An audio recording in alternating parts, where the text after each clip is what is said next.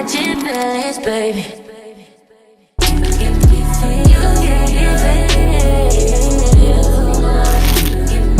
I just keep it satisfied.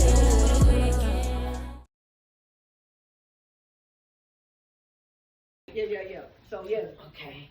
So, I'll get a little closer. Okay.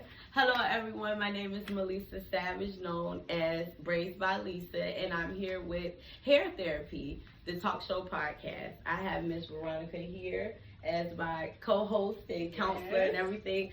All of the above, if you know, you know. And we're just going to jump right into it. What is hair therapy? Hair therapy is something that I created because I wanted to get more in depth with just hair and people's opinions. Why do we do the things that we do?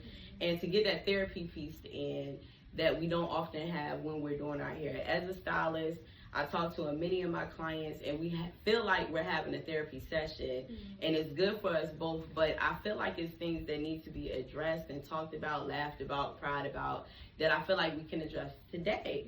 So with that being said, I'm going to jump right on in it. Let me adjust the camera just a little bit so we can get a little closer. Maybe I'll bring it in a little more. All right, Miss Veronica, how are you? I am well, thank you, Lisa. Thank you for agreeing to do this with me. I appreciate you so much. My pleasure. So I'm just going to jump right into it and go straight into your experience with hair. If you don't know, I do Miss Veronica's hair, and that was like our base of how we got together in the first place. And we talked so much in depth of just hair and beautifying ourselves as women, and she does a lot of counseling work with women and different things of that nature. And I feel like her expertise and her opinions and just her counseling matters. So like I said, we're just going to jump right into it, and I just want to ask a couple of questions. As far, my first one is your hair experience, like throughout life. How do you feel, what has been your beauty and hair experiences? I think when I think about that question that you asked, I think about my little girl self. I did not like myself. I didn't like my hair. I didn't like the way I looked because I thought what I had in terms of hair was not the hair. I needed to have another type of hair because I have very coarse hair. It balls up on you, do all that stuff. And I'm thinking, man, I hated my hair. I hated the look. Not knowing that in saying that I hate my hair and I hate my look, that I was talking hate to my own self. And that when you tell yourself you can't accept your hair, you don't like the way that you look, you then go on the chase of trying to look a certain way. Right. And not appreciating the hair that you have or the look that you have. And this is part of our problem with society now. Everybody's looking for a look. Exactly. So I want you to expound on that a little bit. In today's society, going from your little girl self to now, let's ask the question of how do you feel about your hair now? What do you think about your hair now? I love my hair now. Okay. I've never had color. Okay. What you see in my hair is natural hair, other than the extensions and right. but for the most part, I've never had color. I've never basically subscribed to all of the stuff that women are doing. And of course, I'm an older woman, but again, a woman is supposed to be beautiful. It's not that you're not trying different looks. But if I had to bring it down to my bare self, could I look at myself in the mirror and say, girl, you nappy headed, then I'm okay. You know what I mean? I'm okay with my naps and balls around its edges. I'm okay with that. Right. But as long as you can accept the love of who you are, you can do what you need to do with yourself, because all we're doing is just making up. You know what I mean? Right. It's almost like play. And then right. you're just like, oh, when I come back, but if I take all my stuff off, do I love the woman in the mirror? And I want to expound on that a little bit, because with me doing your hair, you're absolutely right. Like, I think in our last a few sessions ago, I was doing your hair. I was like, do you dye?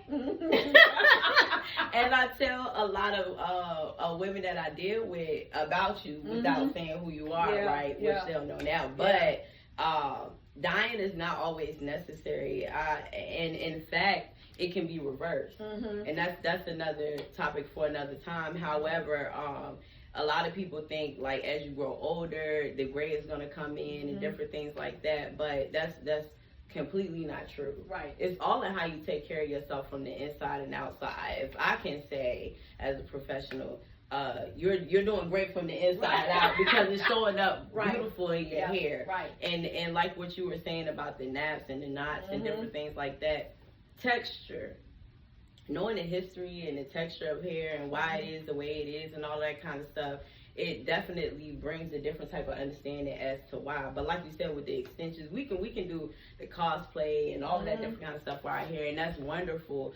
But getting down to what you're saying about being okay with who you are in the mirror, how many of us can walk into a room with our family, more or less strangers, without all of this on and be okay? Yes. How many times do you go to the store, even if you got a little hat on, you still without your weaves and all that kind of stuff, and you're like, hey, I'm gonna run in 7-Eleven with my hat on or whatever. If it flies off, it flies off, I'm okay, I'm still who I am. Right. You know, we have gotten so far away from that because society wants us to look perfect all the time. And you never will be. And you never will be. And even when you do look perfect, that's only an indicator that something on the outside is not, you know, and let's be okay with what's not perfect on the inside and let's address and fix it. Which brings me to, what are your viewpoints on the emotional connections to your hair? How does that interconnect with appearance? A lot of women book me, I do hair. A lot of women book other individuals. They look at pictures and they want these looks. And oftentimes, after myself or other stylists, I'm pretty sure you can relate, if you're a stylist, you do these things for your client and then they don't like it. Right. And it's like, hey, I got it just like the picture. However, yes, the hairstyle looks like the picture, but what do you feel like is the emotional or the perception of when, say you send me a picture, because we've got well out of that. Initially we were doing like pictures and stuff, and then it's like, Lisa, you just do whatever you want. Yeah, because I trust you. Yeah, and what made you get into that space? Not only just trusting me, but being okay with whatever it may look like. That's not a picture. You know, that's not you. Because again, I think when we talk about emotion, we're talking about that thing within ourselves that people can't see. It will be displayed, but they can't see. I can come in here and pretend like everything is this fine and I'm happy and this, that, and the other, but on the inside, boy, I'm like tore up. You know what I mean? Right. And I have to somehow or another pretend that everything is okay, and it shows up in our hair. It shows up in everything that we cannot fool the body. I don't know why we try to do that. And you know, I've shared with you the book that I'm reading, that the body keeps the score, and it really does.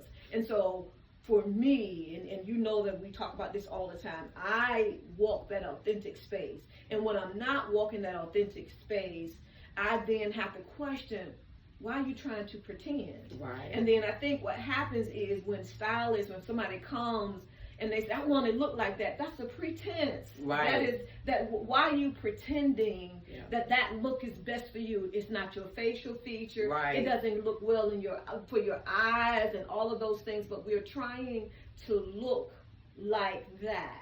Right. And emotionally, when that doesn't happen, you get emotional, like, that's not what I wanted. Right. I said I wanted it this, and it turned out to be another color. Right. And you don't think about the medicines that you take, the diet that you're eating, all of that stuff. It's just like wearing a perfume. Here is this Chanel scent. I put it on and you put it on. It's still Chanel, but when it gets on you and gets on me, it smells different. Oh, that is because so it's good. the chemistry of your own body that's causing the blurredness, if you will, that's happening. And I think that happens with hair all the time. We're saying, I want to look like that. Okay, I did it exactly like it would. Put your head too big, or you know what I mean, or whatever that happens. And now you're unhappy, and now here comes the emotion. Correct. I thought it was going to be just like that. Right. And I didn't take in consideration all of me. Things, yes. All of me and everything, and it shows up in my emotion. And now you're cussing, bluffing, doing all of this stuff, and that doesn't work. And it doesn't. It's just not a good look. It is, and I want to go a little bit deeper on that just a little bit, you're absolutely right, because, and I want to say that to the people that's watching, always be mindful that your perception of a picture, when you're going to your stylist and you're looking at a picture of something, taking consideration skin tone, taking consideration facial features, taking consideration all of these different things, if the person has makeup on, it's a lot of things to factor in that your stylist is up against when you're bringing a picture into play. Be sure that you're looking at the hairstyle in its entirety. And then also, which will bring me to my next thing, is being okay with your hair, knowing your hair type, knowing like what you were saying about the medicines you take. Are you thinning in some areas? You know, what curls really look good? Would you want thinner curls? All of the different things that you need to consider within yourself first. Before you go to your stylist saying you want something. Also, don't be so quick to go on trending things. Right. A lot of things are trending right now that aren't best for yourself. If you have thinning, if you have different types of hair issues, you're taking different types of medicines. Yeah, the turning your hair blonde, your natural hair blonde, may seem like the thing to do. However, if you're taking blood pressure medicines or different things like that, that chemical may counteract with those medicines and you may lose your hair. And this is the position that you're putting your stylist in, because once again, we're just here to beautify and enhance the beauty that you already have. So we're not here to make magic and do all of that kind of stuff. Although it does seem like a magical thing once we're done. We want to make sure that we're providing healthy services, not just for the physical, but the inside as well. And just saving a lot of liability on your stylist. So with that being said, have you had any type of experiences to the negative that you not so much wish, but you would like to share with other people as far as your choice? Maybe you shouldn't have cut, maybe you shouldn't have relaxed or whatever. Not, and this is a disclosure, not saying that people should not do this. I'm saying as an example through our conversation, just having that rethink thing going on. I can remember again, I can remember at one time getting relaxers. Right now I haven't, did relaxers and chemicals and all that stuff, but I can remember having a relaxer on and it was really, really burning, right?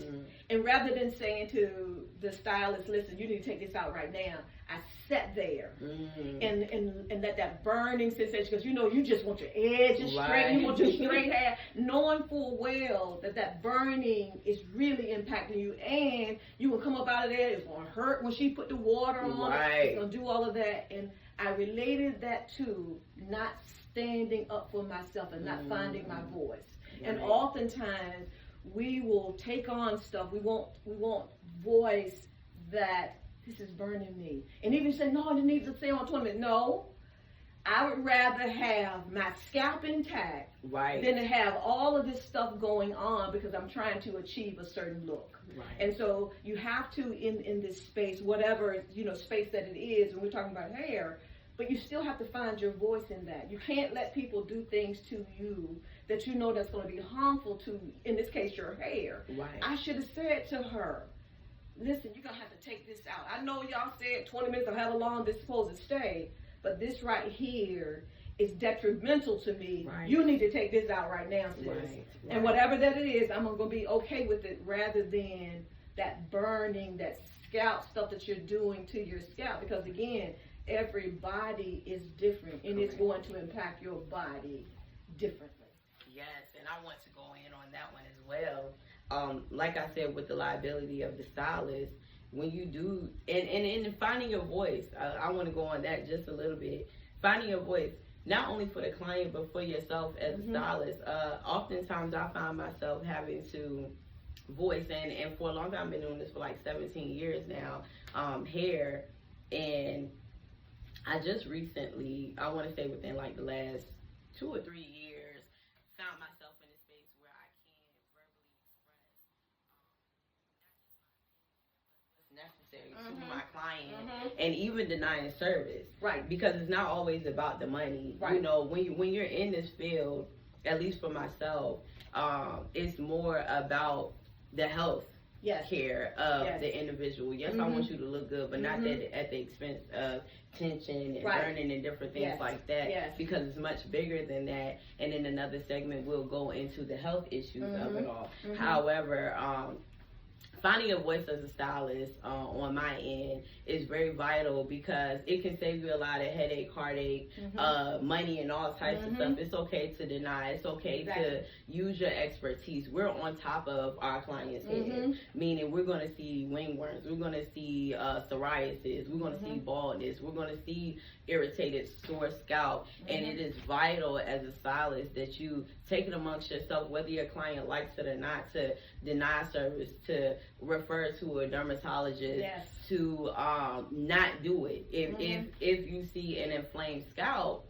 don't put the relaxer, don't put the color, don't put the tension. If your client has thin hair and they want weave added in, and you feel like the hair is not strong enough to hold that, you know, let's not do it anyways because Right. they're giving the money and they're going to pay somebody else. Yes. Yeah, but you don't want that liability and Yes. you don't want to harm The your client. client. Yes. Yes, the weaves and all of that is good. Yeah. However, we're all about, at least in myself and my team and everything that we're doing, we're all about the holistic approach wherein the hair is just one small, very large aspect of the body that needs to be addressed in a different type of way. Exactly. And we have to put armor on that. We have to ensure that we're doing what's best for our people. So Right. stylists, you know, just take my word for it. You don't want to learn the hard way. To just take care of your client's hair. They will be mad. They may even go to somebody else, but you won't have that on your hands. Exactly. You can avoid lawsuits. I mean, it can go big or small as it can according to your client. I want to ask on that, we're moving on to the next thing, moments of feeling beautiful and confident. What has, I know we talked about as a child what you did not like, but growing into an adult, evolving, and even seeing the change, because before I get your answer, I know that for me, life has changed tremendously. Like yourself, it was so many expectations and it was so many restrictions on how you could wear your hair, who was accepting on it, and the colors and different things. Now we're in a free world. I mean, if you want to have it sticking straight at the top of your head like Don King had, it may you might see 300 people doing it tomorrow. Right, You know, yeah. so we're just in a free world of that. However, it still is. It brings a confidence and a beauty. You see people's creativity. Now here has become a space in the lane where creativity, the best Right. creativity, Yeah. is being born. And you see confidence. You see a confidence where you're like, oh, okay, you know, you got the confidence to wear that, to wear that color, to wear it that long, whatever. But then on the other hand, too, you have where, like you said, the lesser beauty. So before we go into that, what are your feelings on the positive end as you've seen the evolvement of the freedom in hair and what you can do and all that kind of stuff? I love originality, you know what I mean? And then I think that where we are, we're in that space of originality for the most part. We have to, when we talk about originality and where we are in this space, are you being authentically you, or are you trying to be a copycat? Because again, oftentimes things get trendy. Everybody's, you know, blue is the thing, so everybody got blue hair. You know what I mean? Blue nails, blue this, and all that stuff. And so, are we following or are we leading? And I think that has to be important. If you are leading from this space, is hey, I want green hair because this is my thing. This is what I want to do. This is and that's what I want to do, as opposed to, I'm seeing the trend is everybody doing green hair. Well, green hair not gonna look good on you. We just talked about it. You know, it's just not gonna fit. And then when people start talking about it and body shaming and talking about this on Facebook, Instagram, and all that stuff, now I got another issue. Right. You know what I mean? That I was doing this thing. So originality is so important. Yes. But to come from a original, authentic space. It is designed specifically for you. You came up with this thing, like I'm wearing my socks all turned around. Right. That's your thing. Right. You know, that's your get down. But I think that we have to, and no matter what we do, you have to do this assessment on yourself first. being like, is that my thing? And then what environment am I going into? If Correct. I'm going into the millionaires club and these people are saying green hair is not the thing, and I want to get in that club, trust me on this, it will not be green hair. Right. You know what I mean? And so Right. you got to make sure that, you know, boundaries are in place, originality is in place, but what is the next step for you? What's the next move for you? And weigh all of that out. You know what I mean? You can't go into a millionaires club and then like, I want to wear blue hair. Oh, Right. you won't be a part of this millionaires club. Right. And you missed an opportunity. So you have to take advantages of those opportunities and understand what originality means, and then what am I going to do with this? What Correct. doors are opening up for me in this? You know what I mean? Yes, I think that's perfect because, and then like off camera we were talking about your people, Mhm. finding your people, Mhm. because yes, you may want to go into that, but you may have to make the adjustments Right, because right. they have their boundaries. Right. However, it may be another team, or you can create your own. Mhm. Because like you said, being original, sometimes you walk in that originality alone. Right. You know, and then you have to find your tribe, find your people, Right. and that your acceptance in that, knowing that, and being confident and okay in the fact that this is our thing, Mhm. and everybody's not gonna like the blue hair crew. Right, yeah, You know what yes, I'm saying? yeah. But if that's our original thing, Yes. and we're not doing that just to fit in, Right. then we can be okay Yes. with not being in that $1 million club and not Exactly. being upset with them. Right. Because that's another thing where we are too. It's so many adversities with hair and just in beauty stuff in general, Mm-hmm. where I'm mad at you because you chose the braids and not the straight hair or Right. the lace front or Yeah. whatever. And it's like, I'm not wearing it. Mhm. You know what I Mhm. mean? So why Mhm. does it matter to me Exactly. that even if that's not my thing, you Mhm. know, I have to be okay. But I think that comes into that self-check, that self-assessment. Mhm. You know, a lot of times, you go into getting different things done to your hair, your body, and different things like that without checking yourself first. For instance, when people do the weight loss surgeries Mhm. or different Mhm. things like that, and you Mhm. go through the medical field. Right. We go outside, even with cosmetic, you go into the cosmetic Mhm. medical field of Mhm. it all. Right. They make you do, it's a string of things you have to Oh, do no doubt. before Yeah. you can just say, oh, I want y'all to take 20 pounds off of me Right. or whatever. No, they want you to do counseling. They Yes. because what they're doing is they're making sure that you're mentally able to do that alongside of your dedication and your capability. Like, why do I have to eat, you know, a certain amount of food so many days and get these 50 pounds off? Mhm. It's not just so they can do the surgery. It's Right. to create the habit Yes. that turns into a routine, Yes. that turns into a lifestyle. Exactly. You know what I mean? Yeah. But that Yeah. is on your will and Mhm. your way and all of Mhm. that kind of Mhm. stuff. But more importantly, when you go through those measures and you've shown that dedication to yourself, your original self, Mhm. some people turn away. Yep. Some people still move forward, but they have created to where they don't have to keep doing Yes. it. You know. Yeah. So I do want to ask you about that, and then we'll wrap up in just a minute because this has been great. This has been great. I love This has it. been great. Yeah. So we asked about and all of that being said, not making it so negative, but we really did want to today zoom in on a lot of the topics and some of the stuff we talked about today. We definitely will be going in more in depth at later times. Right. However, let's move into self-care practice. What do Yes. you feel like self-care and self-sabotage, the difference between the two, and just your opinion on it, and how can we be a preventative to self-sabotage, and we can be an advocate, and we can encourage and motivate self-care. So what is your after that take? We'll get that Right, take right, after right, you- right. Okay. yeah. I think healthcare is self-care. Okay. Whenever that you can really, you know, I'm a counselor by profession, and I really, really, really have this thing about really changing the way that we think. Because it's elevation of thought that you ascend in. When you can ascend in your thoughts, your life is going to change anyway. So you got to move from that, I'll call it that base level living, you know what I mean? Right. That base level living, and moving yourself up to where there's an ascension in thought.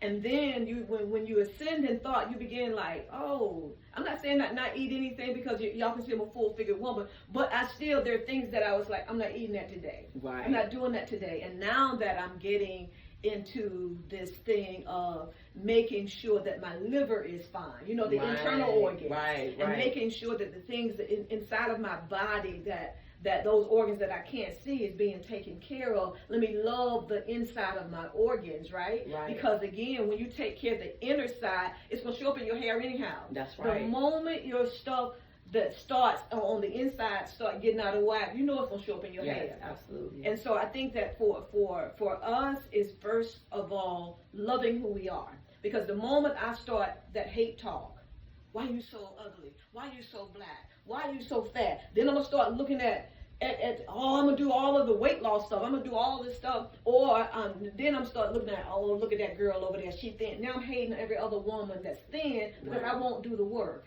So now what we have to do is that we got to focus on that inner work. We have to focus on looking at what is in my mind, because a cluttered mind cannot create. When your mind is cluttered, you're not going to create anything. That's right. So you got to just really focus in on, hey, this is who I am. This is who, you know, if you full figure, because it was good, because this big thing with all the Ozempic and all this stuff that's going on. When you start looking at your family line of women, you know what I mean? And all the women in your hair maybe had kinky hair, big bodies and all that stuff, you know what I mean? That whatever, they're full, rounded hips and all that stuff. For the most part, that's how you're going to look, right? And if you to come up, because your body has a set kind of thing too. It knows a certain weight that it loves, you know? Your body might love a size 12, right? But you mess around here and you done took all this stuff and now you're down to a 6. Your body still want that 12. You're going to fight like hell. You know what I mean? To maintain that. That's because your body is set. It's the same thing with your hair and all that stuff. That's your body knows that, you know, my hair is this kind of thing. It knows when chemicals come on. Because it's not natural for your body to have that. And so we really have to, really, for those of you all who are listening, really focus in on the wholeness of who I am. That's right. And being okay with the way that I look or what have you. But it's the self-care. It's like, let me take care, you know, of my nails. Let me take care of my body. Let me get my tests and all of that stuff, and let me do what I need to do to make my skin beautiful, to make my hair beautiful. And okay, and when it doesn't look well and you don't feel well, then you're gonna have to now take the assessment. Why is this like this? That's right. Yeah, so that's what I would say. Yeah, I agree wholeheartedly, because oftentimes we do so much to look good on the outside that we're torn down on the inside, from stress to anxiety to illnesses to cancers. I mean, there's so many things that the body counteracts. And it's so funny that you say that too. We laugh and joke oftentimes where people have taken traumatic changes in their health, you know, as far as like, you know, people do this, like I said, going back to the weight loss surgery, or even like hair implants, anything of that nature, where you look off. You look off to yourself, you look off to other people, you feel off. And it's like, why? Because like you said, your body identifies to what, you know, who you are. Who you are. You can never run from who you are, or your body match your body shape. And I love that you said that. A lot of people think that heavier individuals are unhealthy. No, they can be more healthier than you. Honestly, it can just be the frame that they're in, you know. And that's an even bigger thing. You know, we shouldn't look at the frame or just perceive different things off of individuals simply because of what we see with our physical eye. Understanding that it's different aspects and different layers of people, and what they look like on the outside is not who they are. Completely. I mean, you have beautiful looking individuals with perfect shapes and all of that different kind of stuff, and they are fighting and battling cancers and, you know, lupus and different illnesses. And like you said, it's like, why? Should I have put that, for what we know, what science has shown, a lot of the chemicals that we put in our hair and hair products, and I won't name any, however, it has been recalls and different things of that nature, and these are the things that have caused issues within the body. And like you said, the body is going to counteract to what is not supposed to be there. It's going to kick it out. And it does show up in the hair. In fact, that is something that I'm working on right now, which is alopecia is supposed to be a big thing that is uncurable and all of that kind of stuff. However, I I've had many clients that have experienced baldness and different things like that, but with the intake of the nutritional things they eat and decreasing stress, getting more sleep alongside of my products, I would put that on the end. Yeah, they're great However, products. you know, all of those different things added on together, they have grown their hair. Yes.